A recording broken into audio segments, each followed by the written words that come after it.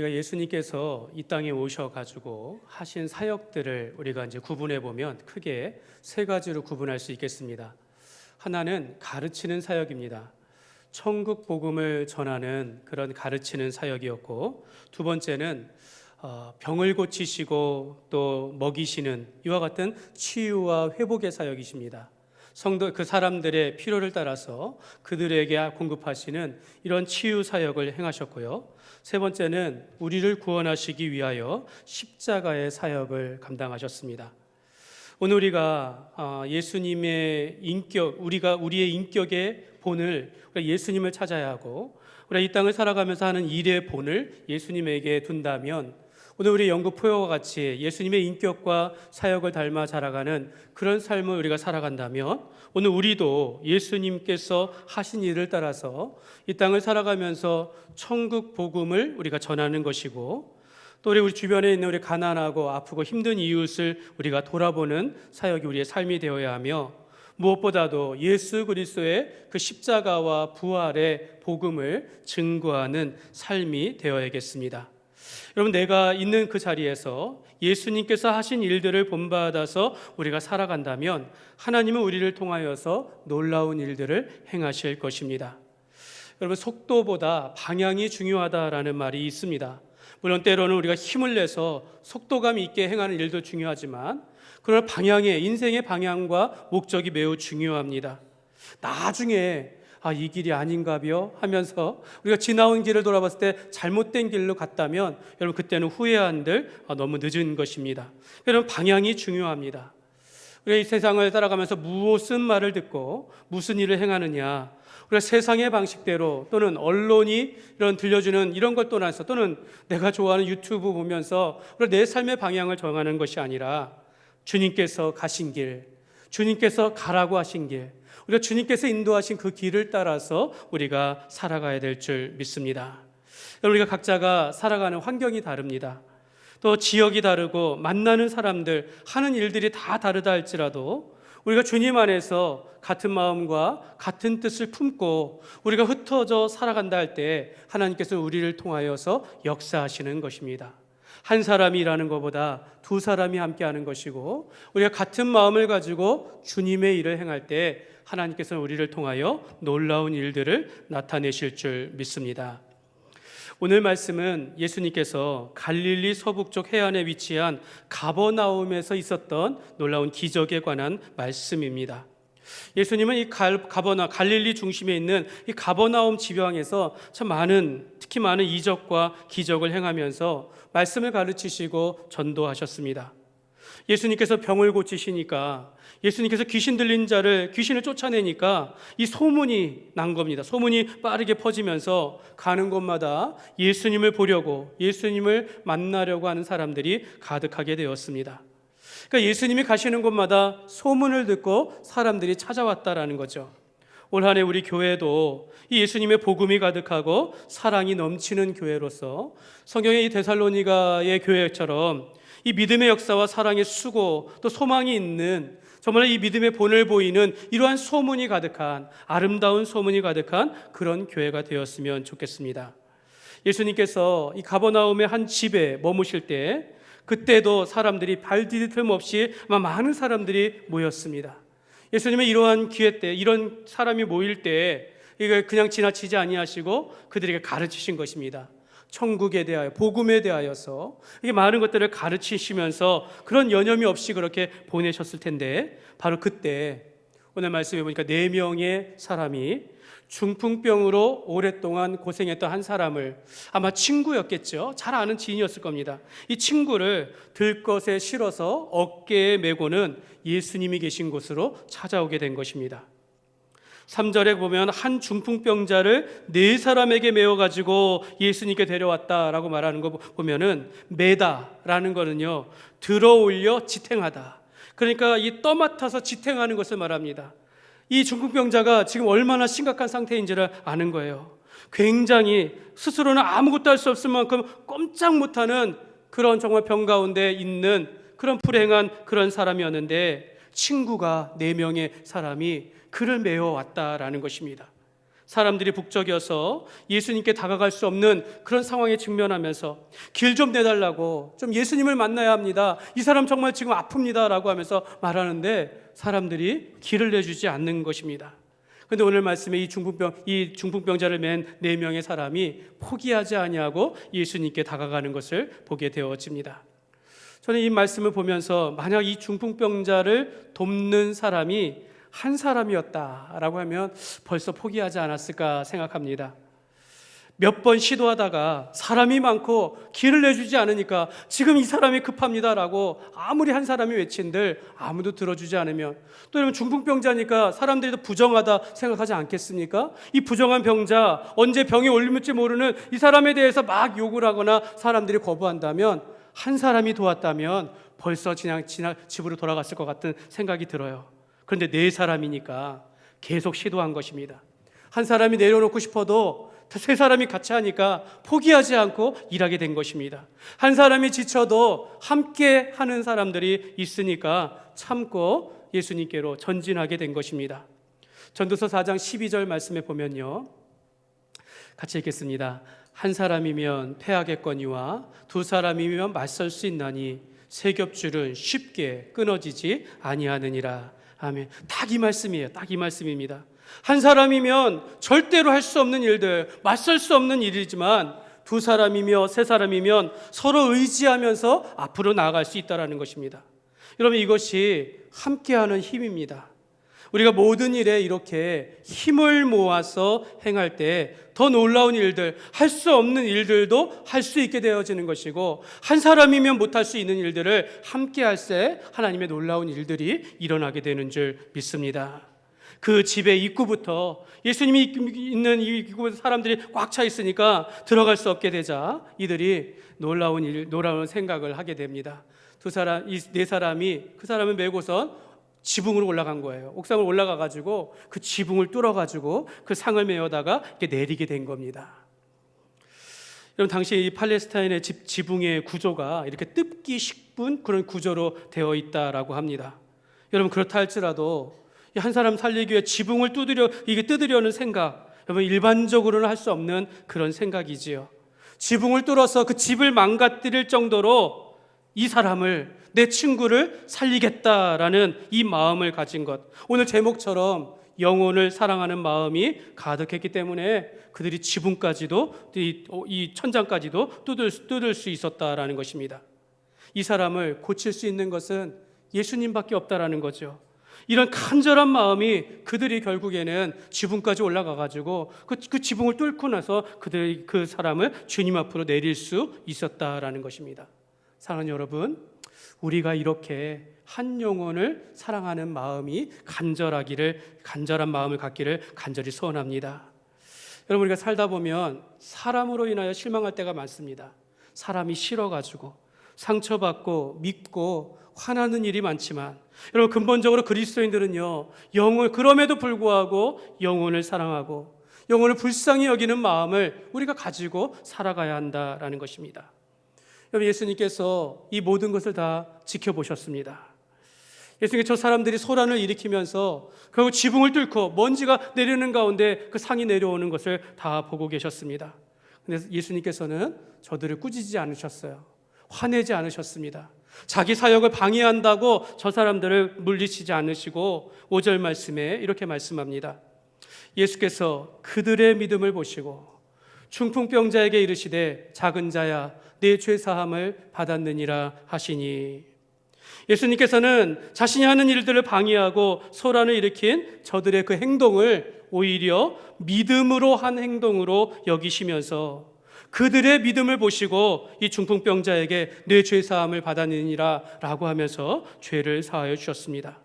이 놀라운 것이 무엇입니까? 예수님이 이 병자를 불쌍히 여기거나 이 병자의 믿음을 보고 고치신 것이 아니라 그들을 도운 4사람의 그들의 행동을, 그들의 믿음을 보시고 이 한 사람의 죄를 사하여 주셨다라고 말씀하고 있는 것입니다. 그러니까 여러분, 우리의 믿음으로, 여기 중요한 교훈이 있죠. 여러분, 우리의 믿음으로, 우리가 믿음으로 하는 행동들로 인하여서 우리가 영혼을 살리려고 하는 우리의 기도와 노력과 수고를 통하여서 내가 아닌 다른 사람을 주님께로 인도하며 그 사람이 예수님을 믿고 구원에 이를 수 있다는 것을 가르쳐주고 있습니다. 여러분, 사건은 여기서 끝나지 않았습니다. 바로 이때 어떤 서기관들이 생각을 하는 겁니다. 예수님께서 하신 말씀 두고 작은 자야 내 죄 사함을 받았느니라, 이 말을 듣고 생각하기를, 아니 이 사람이 어찌하여 이런 말을 하느냐, 이 사람이 하나님을 모독하는구나, 하나님 한 분밖에 누가 죄를 사할 수 있단 말인가, 이런 생각을 했다라는 것입니다. 꼭 주님의 일을 하는 데 있어서 이렇게 딴 생각하는 사람들이 있어요. 의심하고 비판하고 방해하는 사람들이 있다라는 겁니다. 삐뚤어진 생각을 가지면 의심하게 되어지고 주님의 일에 동참하지 못하게 된다라는 거죠. 근데 여러분, 이 사람이 서기관이니까, 오늘날로 말하면 학자니까 그럴 수 있다라고 생각해요. 근데 이 서기관들의 가장 큰 문제는요, 이 사람이 그들이 그런 말은 한다 할지라도 예수님께서 누구신지를, 예수님이 그리스도이신지를 깨닫지 못했다라는 겁니다. 저들이 아무리 율법에 대하여 말씀에 대하여 아는 자라 할지라도 눈앞에 있는 예수님을 알아보지 못했다라는 것이에요. 예수님은 이 서기관의 마음의 생각을 아시고는 저들을 향하여 말합니다. 어찌하여 너희는 마음에 그런 생각을 하느냐. 주님께서 예수님은요, 우리 생각까지도 다 아시는 거예요. 우리의 마음의 생각들을 다 아신다라는 겁니다. 예수님은 우리의 심장과 폐부를 살피시고 오늘 우리가 하는 행동들을 다 아시면서 보응하신다라고 시편에 말씀을 합니다. 예수님이 말해요. 내가 내 죄의 용서함을 받았다라는 이 말과 일어나서 네 자리를 들고 나가라, 이 말 중에 어느 것이 쉽겠느냐. 당연히 죄 용서함을 받았느니라, 이 말이 쉽지요. 이게 눈에 보이지 않기 때문에 그렇습니다.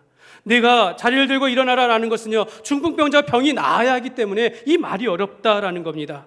그러면서 예수님은 중풍병자를 향하여 말씀합니다. 내가 내게 말하기를 일어나서 네 자리를 들고 밖으로 나가라. 이 말씀을 하자 중풍병자가 즉시로 침상에서 일어나 모든 사람이 보는 앞에서 나음을 입고 자리를 들고 나갔다라고 오늘 말씀하고 있습니다. 예수님께서는 말로만이 아니라 그 말씀의 능력을 보이시는 것입니다. 한 중풍병자가 병에 나은 것을 보시면서 내 죄사함을 받았느니라, 이 말이 헛말이 아니라 내가 죄사하는 권세가 있음을 저들에게 알려주신 것입니다. 그럼 오늘 말씀의 본문의 내용이 바로 이것입니다. 저는 오늘 말씀을 통해서 올해의 표, 같은 마음과 같은 뜻을 가지고 우리가 함께 전진하자라고 할 때 이 말씀을 오늘 말씀에 비추어서 우리가 적용하기를 원하는데요. 여러분, 우리가 어떤 마음을 가지고 우리가 함께 품고 살아가야 하느냐라는 것입니다. 여러분, 지난주에는 우리가 열린 마음으로 서로를 대하고 자기를 낮추고 겸손히 행하자라고 말씀을 드렸고요. 오늘은 어떤 마음을 가져야 하는지 오늘 말씀을 통해서 두 가지 교훈을 우리가 살펴보기를 원합니다. 첫 번째로, 지금의 나를 있게 한 믿음의 사람들이 있었음을 잊지 마십시오. 여러분, 5절 말씀인데요, 표준 세번역으로 다시 보면요, 이렇게 말씀합니다. 예수께서는 그들의 믿음을 보시고 중풍병 환자에게 아들아, 내 죄가 용서함을 받았다 하고 말씀하셨다. 예수님은 중풍병자를 자기 앞으로 인도하기 위해서 도운 이 4명이 한 일들, 병자를 메고 온 지금까지 올라가서 구멍을 내면서 줄을 달아내린 그들의 그 과감한 행동들, 그들의 믿음을 보시고 이 병자를 죄사함을 주시고 고쳐주셨다라는 것입니다. 여러분, 그들의 행동은요, 오늘날로 말하면 사람들을 굉장히 이게 힘들게 하는 일들이에요. 여러분, 주인의 입장에서 생각해 보세요. 이 기물 파손에 재산 손해를 입힌 큰 죄입니다. 죄. 가만히 있을 수 있는 일이 아닙니다.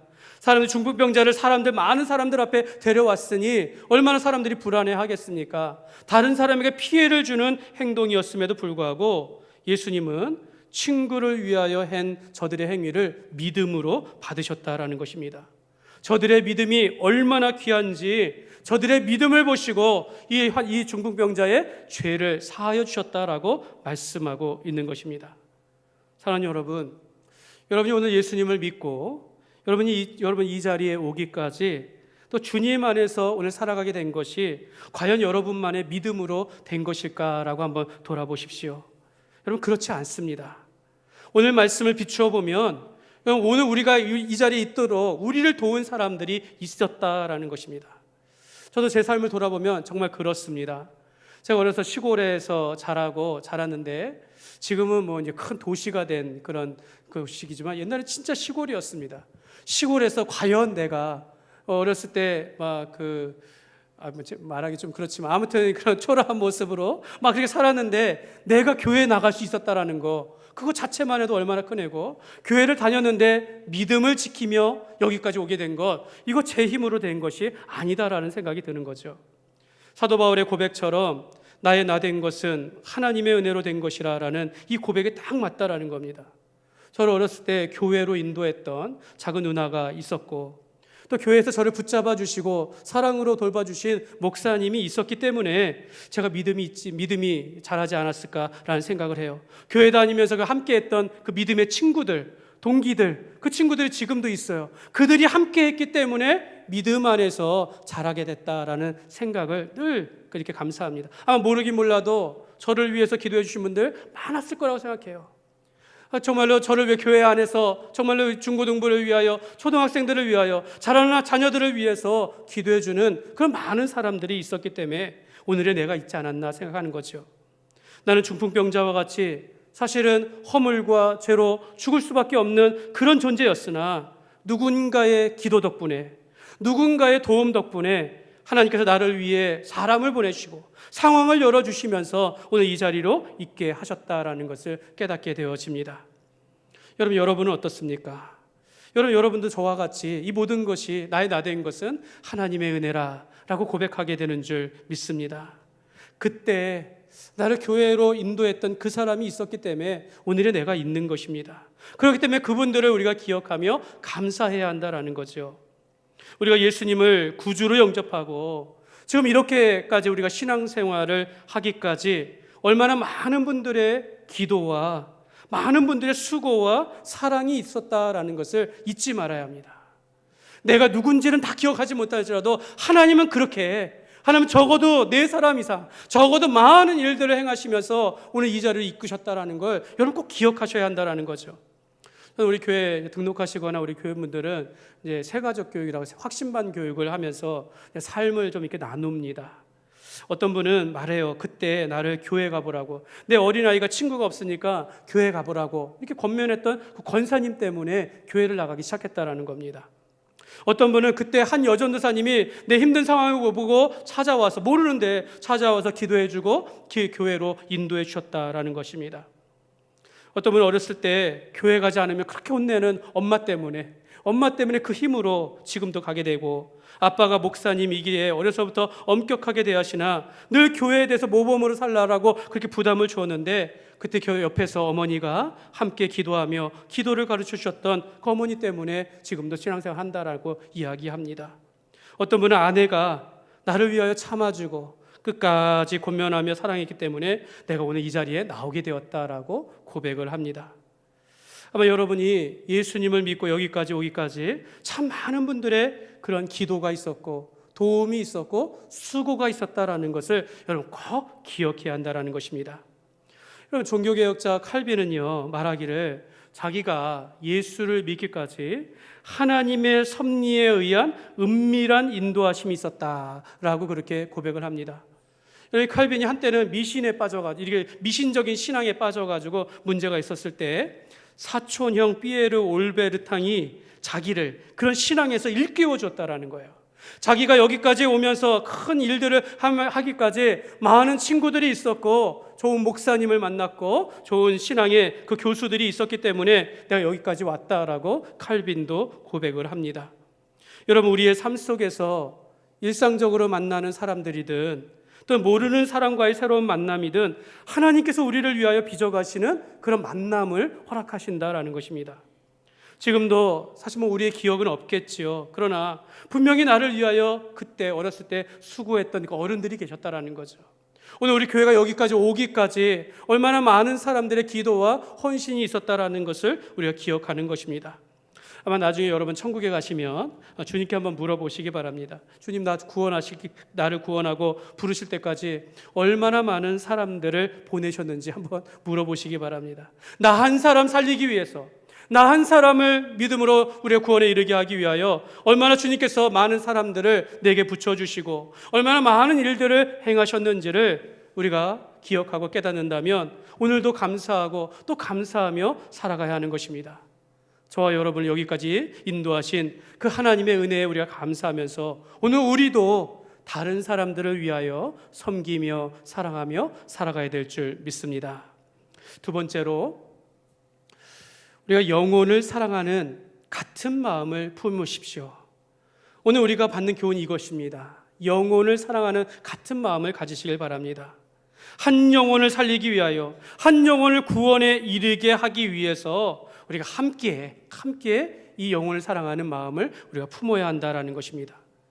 한 명의 중풍병자를 살리기 위하여 4명의 장정들이, 아니 이거 영혼을 사랑하는 같은 마음을 가진 4명의 친구들이 보여준 행동처럼 우리도 영혼을 사랑하는 만큼은 하나가 되어야 한다라는 겁니다. 우리가 믿지 않는 이들을 주님 앞으로 인도하기 위해서 함께 기도하고, 나 좀 기도해 주십시오라고 할 때 함께 기도해 주고, 함께 그들의 아픔이나 고통을 짊어질 수 있는, 그래서 지붕까지 올라가 구멍을 뚫어내리듯이 정말 힘을 모아 도와주는 이런 선한 삶을 우리가 살아가야 될 줄 믿습니다. 근데 여러분 이렇게 한 사람을 살리기 위하여 모든 노력을 다하고 마음을 같이 하는 사람들이 있는가 하면 한쪽에서는 주님의 일을 방해하는 사람들이 있다는 겁니다. 오늘 본문에 주님을 방해하는 역할 서기관이 했습니다. 서기관은 율법학자예요. 모세오경을 가르치는 하나님의 말씀에 정통한 자들 선생님입니다. 예수님께서 중풍병자를 돕는 이들의 믿음을 보시고 그의 영혼을, 병자의 영혼을 살리시는데 이 서기관은 예수님을 의심하고 비판하는 일에만 몰두하고 있다는 것입니다. 그러니까 이 4명의 친구들과 이 서기관들이 너무 대조적이지 않습니까? 4명의 친구들은 이 영혼을 살리기 위하여 병자를 살리는 마음으로 가득하지만 이 서기관은 영혼을 살리는 사랑하는 마음이 없다라는 거예요. 예수님이 하시는 일들을 의심하는 쪽에만 자기 생각을 두고 있다라는 것입니다. 물론 학자이기 때문에 말씀에 대한 지식은 많을지 모르지만 그리스도를 알아보는 믿음은 없었다라는 겁니다. 이들은 사람이 죄인이다 이런 걸 드러내는 것은 잘하는지 모르지만 저들의 죄가 용서받는 것에 대해서는 관심이, 그런 것을 용납하지 않았다라는 것입니다. 여러분 우리의 신앙생활이 이 서기관처럼 남을 의심하고 정죄하는 쪽으로 빠지면 안 되겠습니다. 여러분 우리의 마음은요, 적어도 우리의 마음은 늘 죄인이라도 사랑하는 마음, 우리가 죄인이라도 불쌍히 여기는 마음을 가지고 이 한 사람이 죄사함을 받고 구원을 받을 수 있도록 우리가 모든 노력을 다하는 그런 마음을 가지고 우리가 살아가야 될 줄 믿습니다. 예수님은 내 죄사함을 받았느니라 라고 말씀하셨어요. 이것이 사실인지 아닌지가 아니라 아멘, 주가 말씀하신, 예수님께서 그리스도이심을 믿는다면 아멘 하면 되는 것입니다. 내가 다 알지 못한다 할지라도 주님이 말씀하시면 우리가 아멘하며 따르면 되는 것입니다. 이것이 믿음이 있는 자의 태도입니다. 내 죄 사함을 받으라, 당신 예수 믿고 구원 받으십시오 라고 이야기했을 때 우리가 마음을 같이하여 입술로 고백할 때 우리가 죄 사함을 받고 구원에 이르게 된다라고 성경은 약속하고 있습니다. 그러나 이 서기관처럼 그가 누구이기에 죄를 사해 준다라고 하느냐, 그가 누구이기에 이 사람의 병을 고친다라고 하느냐, 참남하다, 신성모독이다라고 하는 이런 마음은요 의심이고 불신앙일 뿐이다라는 것입니다. 예수님은 모든 사람들 앞에서 이 병자의 죄를 사하셨을 뿐만 아니라 중풍병자를 일으켜서 자기의 침상을 가지고 나가게 하셨습니다. 이는 병을 고치는 것을 통해서, 그러니까 병을 고치는 것보다 더 중요한 것이 이 사람의 영혼을 살리는 것에 있음을 예수님께서 말씀하시는 것입니다. 오늘 10절 말씀을 보시면요, 10절 말씀 같이 읽겠습니다. 그러나 인자가 땅에서 죄를 사하는 권세가 있는 줄을 너희로 알게 하려 하노라 하시고 중풍병자에게 말씀하시되. 오늘 예수님께서 오늘 우리의 병을 고쳐주실 수 있어요.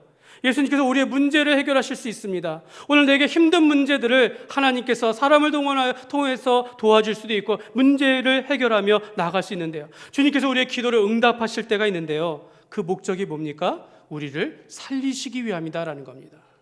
우리의 죄를 사하시고 우리의 영혼을 구원받게 하시기 위함이다라는 것입니다.